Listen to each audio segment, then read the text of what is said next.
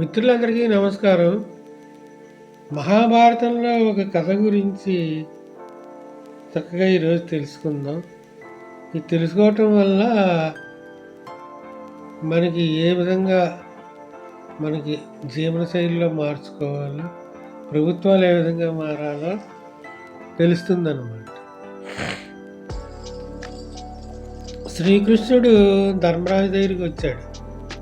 ధర్మరాజుకి కొంచెం గర్వం పెరిగినట్టు అనిపిస్తుంది. ఎందుకంటే యుద్ధంలో గెలిచేసి రాజసూయ యాగం చేశాడు అనమాట.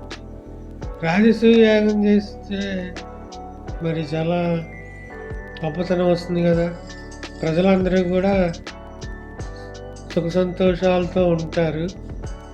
అదే ఈ రాజసూయం చేసినప్పుడు కొన్ని ఎకరాల భూములు దానం చేయడం, బంగారం దానం చేయడం, వెండి దానం చేయడం, ప్రజలకు కావాల్సినవన్నీ కూడా ఇవ్వటం, మనం ఇప్పుడు మనకి ఇస్తున్నటువంటి వృద్ధాప్యపు పెన్షన్లు ఇలాగా అన్నీ చక్కగా ఇస్తున్నాడు.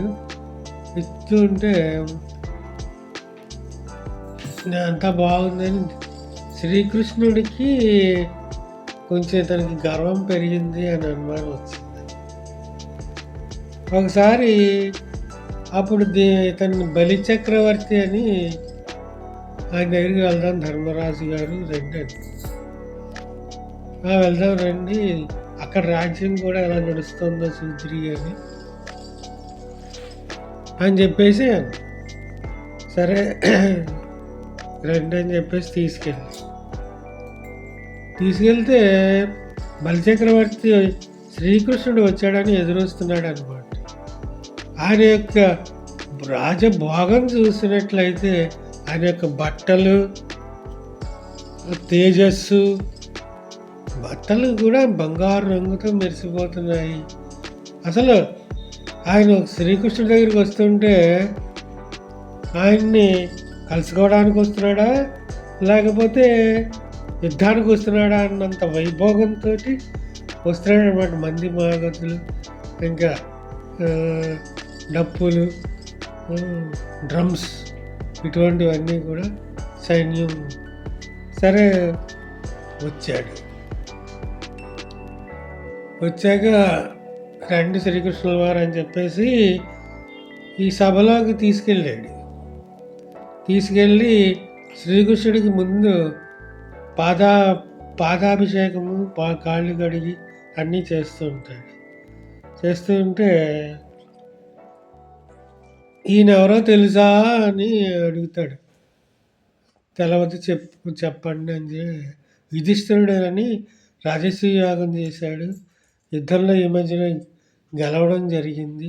ఈ రాజసూయ యాగంలో అందరికీ కూడా అన్ని దానాలు చేశాడు, ఏ విధంగా అన్నీ చేశాడు అని చెప్పేసి అంటే బలిచక్రవర్తి నవ్వుతాడు. ఏమండి సార్, ఎందుకు నవ్వుతున్నారు అని శ్రీకృష్ణుడు అంటాడు.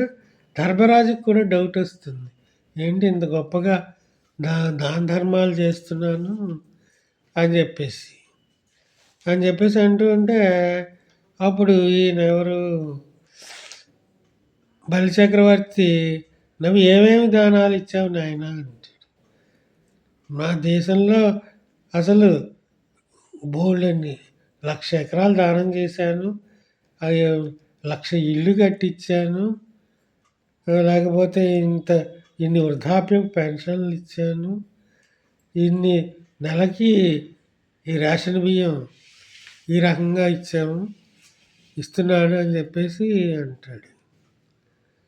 నాయన, మా దేశంలో ఏమవుతుంది తెలుసా, నువ్వు దానం ఇస్తే తీసుకుంటారేమో ఎవరైనా చూడు, ఒక పక్షి కూడా పిడికెడు గింజలు తిందు, ఇంతమంది అడుకునే వాళ్ళు ఉన్న నీ దేశంలో నీ దేశం గొప్పదంటున్నావు, ఎలాగా నాయన అని బలిచక్రవర్తి అంటే. ఏంటి ఇంతమందిని అడుక్కునే వాళ్ళని తయారు చేసి నువ్వు దానం ఇచ్చి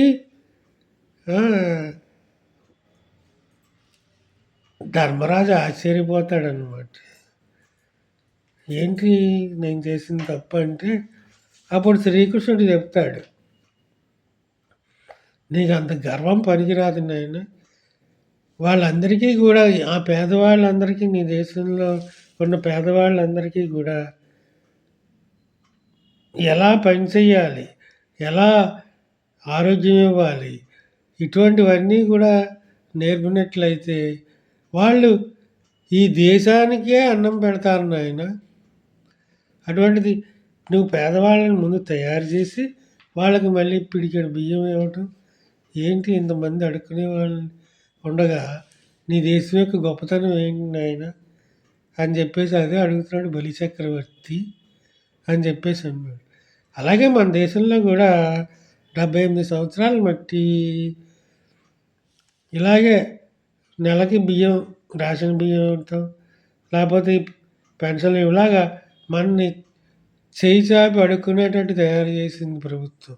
వీళ్ళందరికీ కూడా విద్య, ఆరోగ్యము ప్ర చెప్పించినట్లయితే వాళ్ళంతట వాళ్ళు బతుకుతారు.